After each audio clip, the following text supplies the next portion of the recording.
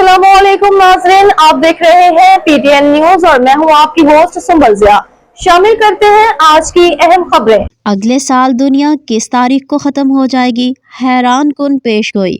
बरसबीन 65 साल कबल 1960 में अमरीकी साइंसदान हाइंज वुवन फॉरेस्टर ने पेशगोई की थी कि 13 नवंबर 2026 बरोज़ जुमा को दुनिया का खात्मा हो जाएगा।